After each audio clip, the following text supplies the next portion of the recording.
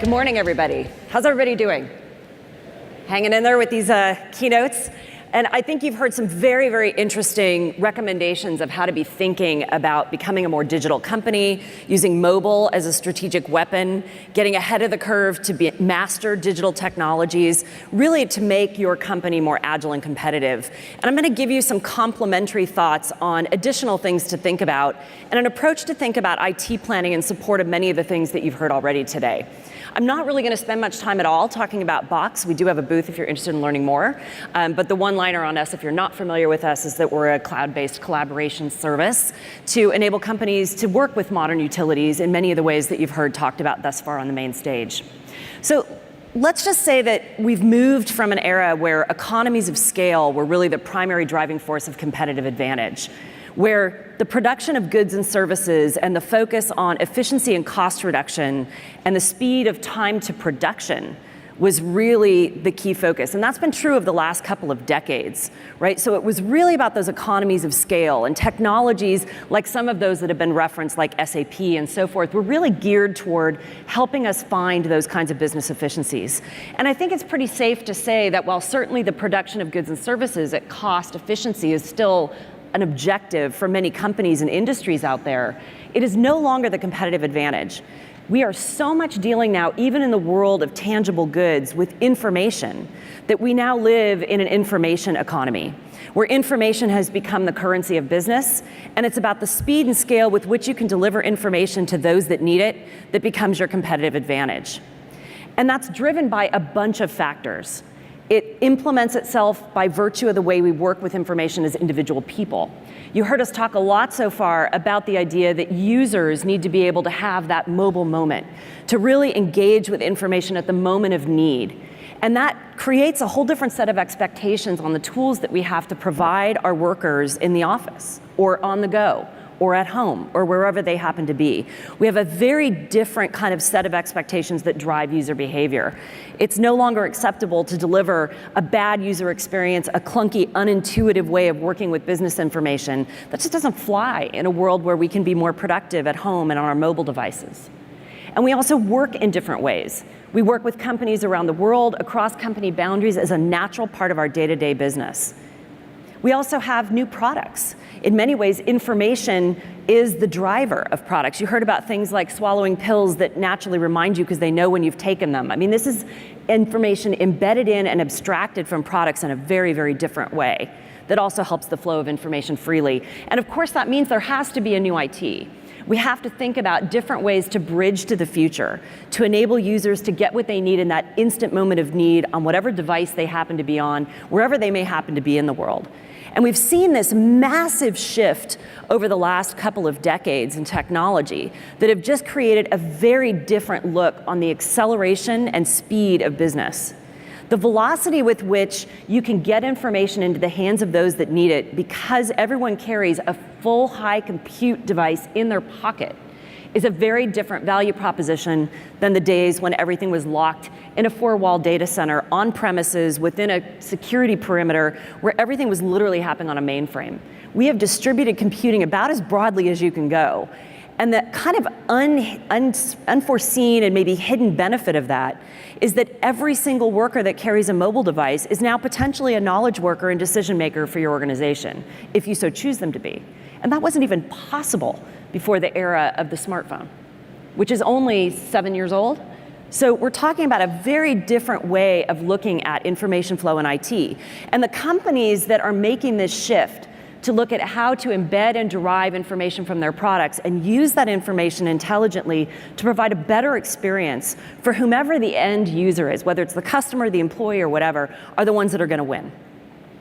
They have seen the adaptation of media, they've seen the adaptation of information, they recognize we're in an information economy and are doing things to make the world around their technologies better and to make their technologies kind of invisible and frictionless in the way that we need to get our work done. So everything is essentially requiring this business transformation. And that really impacts the way that we deliver IT solutions to support the business, to support our employees, and to support our customers, partners, and suppliers. And so you have to be thinking about this in a slightly different way. Now, we've talked about the idea cycle, which I think is fantastic and is absolutely relevant. And we just talked about kind of a different circle of operational excellence and operational digital mastery and so on and so forth. But I think there's also another element to come into play here. Think about the fact that with the systems that we've had and invested in for so long, really just were built before the era of mobile computing. It doesn't make them bad necessarily, it just makes them a little outdated. So while we've invested in these systems and they contain some of our most important business information, we have to find a way to tap into that and extend the value of that information in new and better ways that match today's information economy requirements. We have to look at go-forward opportunities to potentially replace and upgrade these systems that don't necessarily bridge easily to the modern work world with things that do, with things that are more agile, that are more cost-effective, that are more mobile-centric, that are more user-oriented, and that get us there faster. So it's no longer an era where technology was built for the elegance of the monolithic model in the data center. It is not about putting technology first for technology's sake and figuring out how the user comes into play later. This is a whole shift, 180 degrees, of thinking about what role can IT play in supporting that now mass and audience of information workers. How do you make the user the most productive they can possibly be in service of the customer and the business? It's about putting the user first, even when thinking about an IT-centric approach. So if you think for a moment about how you might plan the IT landscape of tomorrow, not yesteryear, then you might completely look at it from that user point of view and not from a technology point of view. If my whole goal is to empower the flow of information to users, to make that knowledge worker the most productive they can be, so that my company can be most competitive and collaborative and powerful in the industry, well, then I should be thinking about how to empower that user in a way that matches today's agility requirements. And so, for example, when I think of it that way, with the user in the middle, well, the first thing that matters is, well, their identity. Right? So what is the identity of that individual? What device are they on? What permissions do they have? What applications do they have access to? That first kind of couple of rings of information are really what the user touches first and foremost, what that knowledge worker needs to be productive. That identity that will flow from application to application and track their security and permissions, both geographically and by application. It's their effectively bill of rights with the company as to what I as an end user have permissions to access. And as you go kind of up those rings or out from the center, you start to see things that are still very important for the business, but really are fairly invisible to that knowledge worker. So you can start to see that there's a different way of thinking about this and a different way of planning how the technologies and how these rings of information or technology sectors start to interact, all with that point in mind of empowering the knowledge worker to get their work done in the most effective way, and obviously in the most secure way. And so we're starting to see a bit of a shift in how people think about IT. Not thinking just about the cost efficiencies as we just talked about, but thinking about productivity, thinking about open standards, thinking about agility. And that's really a very fundamental shift. And this has to happen now because if you're on board with the concept that we're in an information era, that information does sit at the center of the business, and that becomes, the flow of that information becomes your potential competitive advantage, then you really do have to be thinking about this in a different way. And there's an old phrase that knowledge is power, and I think that phrase is relatively dead. That today, the analogy is that knowledge, or rather sharing, is power. That sharing knowledge and ideas make them more powerful, make them more relevant, make them more impactful. They get better because there are more people involved in helping to create and generate those ideas. And so we are looking at new tools that fit the way we work today and a new way of thinking about how we select the right tools for our business. And so with that, I would like to bring up a customer of Box, but also of other cloud technologies, to give you some firsthand insight into how a company really thinks about this problem, at a very unique company. So I'd like you to join me in welcoming Serena to the stage to talk a little bit about what they do. So Serena, come on up.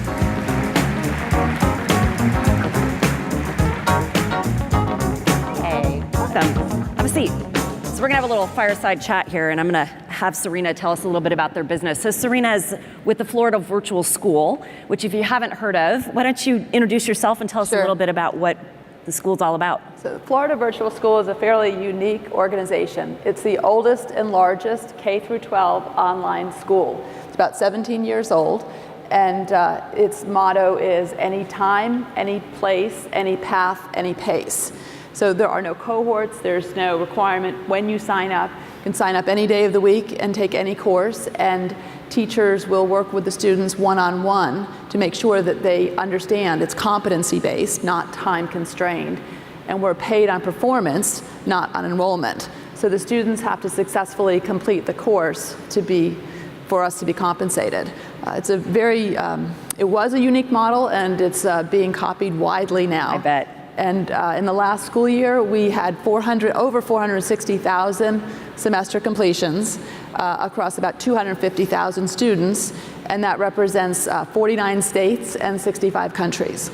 Yeah, so I find it fascinating that you're based here in Florida and have kind of a direct relationship with the county that you're part of, and yet you service counties all over the United States in 49 of the 50 states, which is pretty cool. Well, we're a Florida state agency with special powers, a school district with special powers. I love that. Well, let's key off the word virtual for a minute, because I think Florida Virtual School, virtual in your world means something well, maybe more exponential than it does in most environments. So maybe talk a little bit about how the work gets done between teachers, creating curricula and so forth, and what happens with the students, because all of that is virtual, right? Correct. So we do have an office building here in Orlando where about 200 people work, but all of the teachers and all the students are virtual. And we do have a very award-winning, very just a fantastic curriculum development department, and that represents a lot of our revenue. But they're all virtual too, just the leaders are in the building. And so Box was very instrumental in orchestrating that collaboration, both from a curriculum development standpoint, from an internal process standpoint, and then from a student-teacher interaction. So with 90% of your workforce not based in the same location, I think you put it earlier that you've been unburdened with a corporate network or a WAN or whatever you want to call it. So you from the start have effectively had to think how to use distributed technologies, distributed authoring, kind of distributed everything. Right. So the tools have finally caught up with our business. So you were just ahead of the game. Yes. So maybe you can talk a little bit, because you guys use a lot of cloud-based technologies and SaaS-based technologies, which kind of fits. Right. Maybe you can talk a little bit about what you as the CIO have had to think through in planning your IT landscape around such a distributed network. I've been at the school for about 3 years, and when I got there, there was a lot of one-off decisions. So each of the departments, HR, finance, would go out and just buy curriculum, buy tools whenever they felt like it, and it wasn't really coordinated through the IT organization. And as a result, we didn't have a clear data strategy. So reporting was difficult, analytics was difficult. So what I've done over the last 3 years is kind of rein that in and both enable the business by giving them better tools and supporting them, but also giving them better data and access to that information, because we're moving to this cloud-based strategy. So our global school was using some of Salesforce. We've now taken that into IT. So how we've talked about that you have to be customer-driven, IT needs to be customer-driven. And rather than let shadow IT grow and grow and grow, I said, you know what, we are going to become the experts in Salesforce. So IT has a platform development group which supports the Salesforce platform, the Box platform, and we are now implementing Workday as well. So these things. You have ServiceNow as well, don't you? We do. We actually have that. So we're doing a 5-platform cloud-based strategy. Our core internal system, which is our student information system, is being re-architected for a private cloud. So pretty cool. And so 49 of the 50 states and how many countries? 65. 65 countries. So you guys are basically giving access to information in multiple locations, in multiple parts of the world, by different people with different permissions who seek different things from you, right? Because a school could theoretically take your curriculum and use it, and or a student can enroll directly in a class or what have you. There are a variety of models. So we can sell the curriculum to a school, as you said, and they can access the curriculum, which we host, and we can use Box to host a lot of that. Or the student, an individual student can just decide they want to take our courses and just sign up online. Pretty cool. So how do you see the future for all of this? Where do you see a lot of this going? Because you've got obviously more development you can do. There's new technologies coming out. There's new opportunities with mobile. And I think you guys are still on the early end of mobile in all of this. So maybe you can talk a little bit about where you think things are going. Yes, well, so it's a good point. So our courses really are rendered best on the PC right now. They are mobile capable because you can access through the browser. The courses that we've developed in the last few years are responsive design, and they can work on any mobile device. And yes, we do see the trend going to tablets, and I don't think you're going to see students taking a course on their phone so much, but certainly they want access to their teacher, their grades, their feedback through their phone. But the courses right now are mostly on laptops and PCs, but we do see that rapidly moving to a tablet format. But the future, it just keeps growing. So more and more mobile, that's for sure.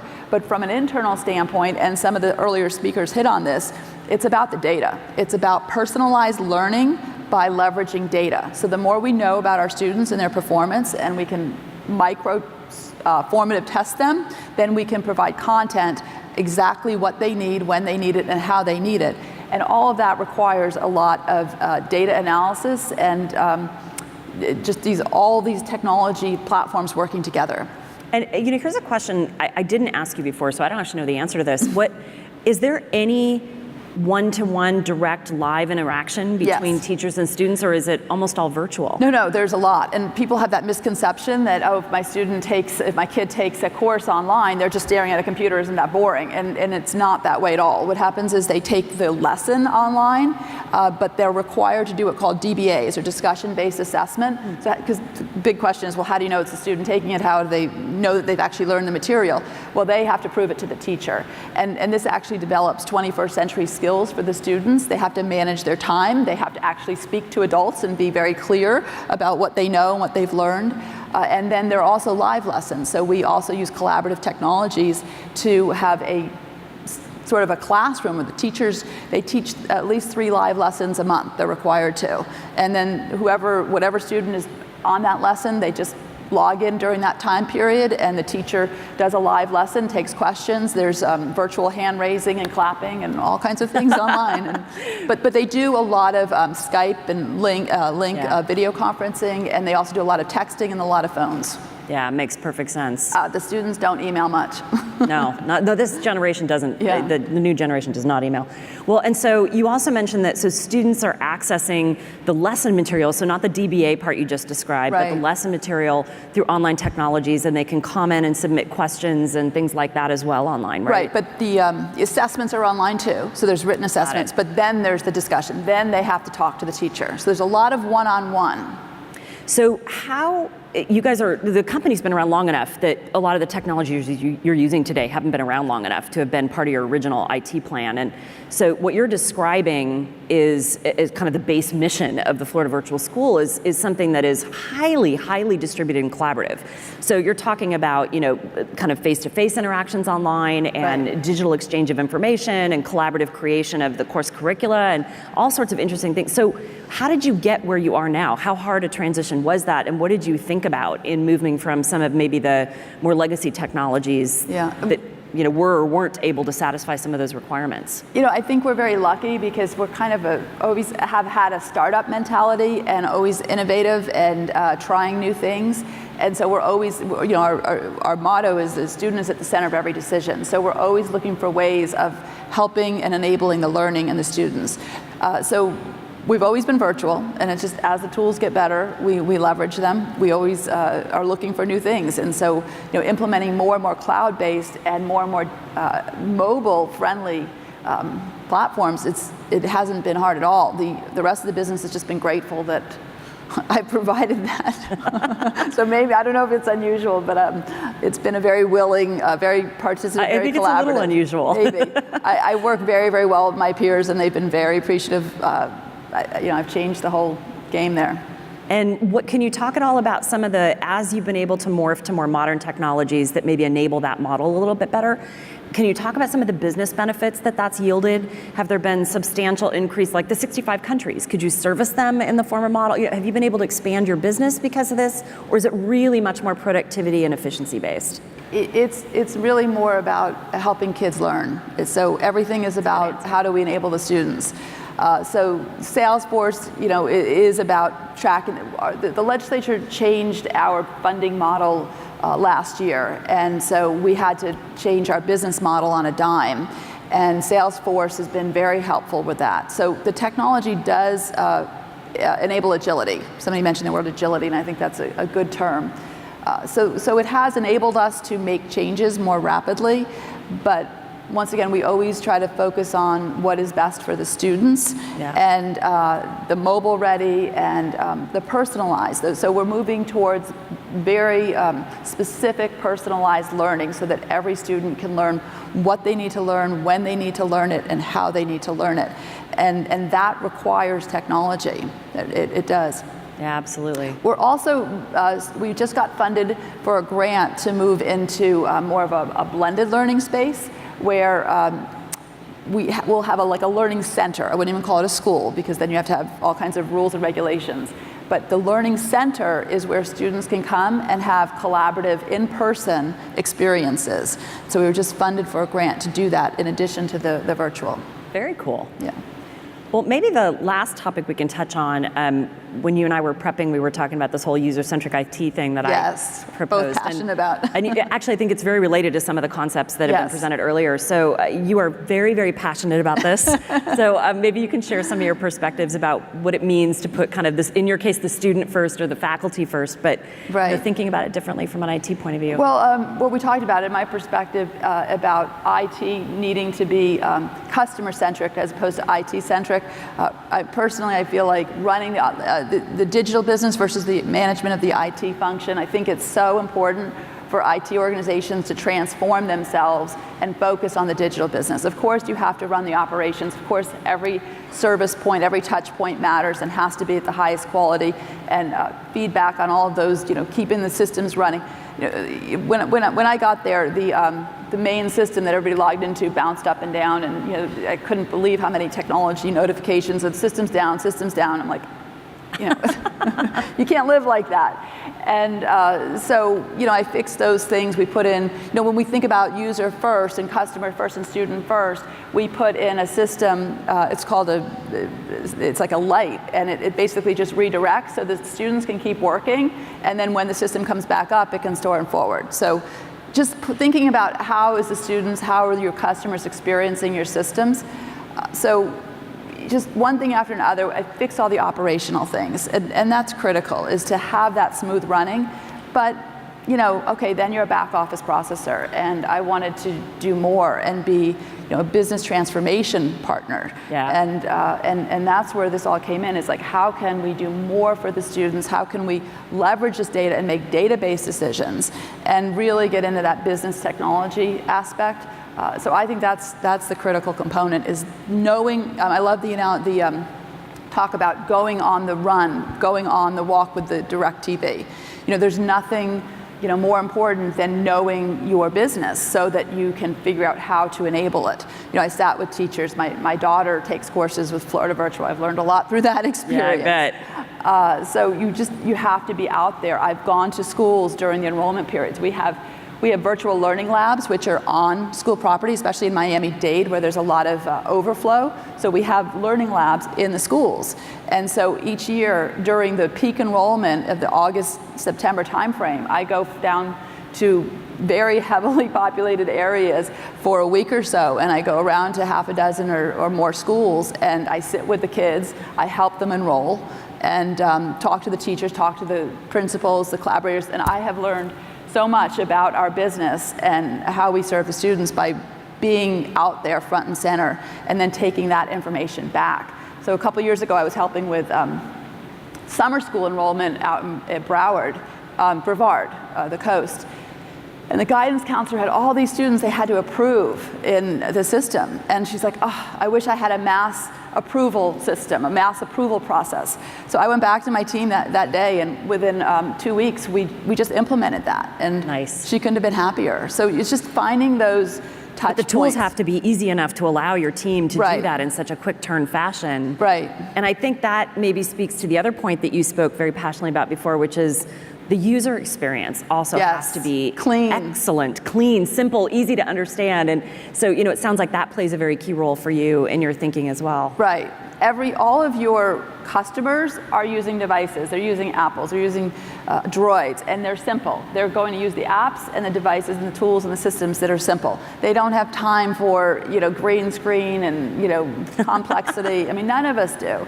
And so you really have to provide that ease of use. And, you know, I think one of the other gentlemen, Nigel, said about or somebody said about the recipe, the steps, the walking through, you know, as opposed to, okay, what do you want? You know, you have to know what your customers are doing, giving them the decision points in a very intuitive way and a very clean interface. Very clean. It has to be easy. And I think, I probably won't quote you exactly, but I think you said something on the order of anything that's not done with excellent design should just not be allowed at all. Right. It's just not tolerated in today's world, and I think that's very true. Yeah, there's a convergence of design, marketing and advertising technology, and media and content. And it's all coming together in a way where it's got to be really cool. It's got to be engaging. It's got to be easy. Especially for the student population of all things. Yes, I mean, students are, you know, our kids are all digitized, right? They're all using their devices. They're walking around. In traditional schools, you walk in the classroom, they say, okay, put everything away. Well, it's the opposite. We need to be giving the students ways of learning through technology because that's what they're going to need in the workplace. Yeah, it's exactly right. Well, we're almost out of time here. Any parting words? You're in a very, I think, in a unique position. You're further ahead in some ways than many organizations are in the adoption of these kinds of modern technologies. So any words of advice for the audience as to how they can follow in your footsteps? Well, we didn't have the burden of having all of the old legacy systems because they didn't serve us before. So we had the advantage of kind of almost a clean slate and being able to just launch right into the digital world. Just words of wisdom. I speak at some technology conferences on e-learning, on personalized learning, both for the workplace and for the students. So we need to understand what our students are learning and how they are learning because those are going to be your workers of the future. And it's important even in your own organizations as technology leaders to enable corporate training to be e-learning, to be online learning. And that doesn't mean a PDF of a book. It doesn't mean a PDF of a manual. It doesn't mean read this. It has to be also because our workers are demanding that engagement and that ease of use. And that's where our workforce is going. So we all need to be thinking about e-learning and online learning, both for our kids and for our employees. Awesome. Well, thank you so much for sharing all your experiences and insights. Audience, please thank her for us. Thanks. Thanks very much.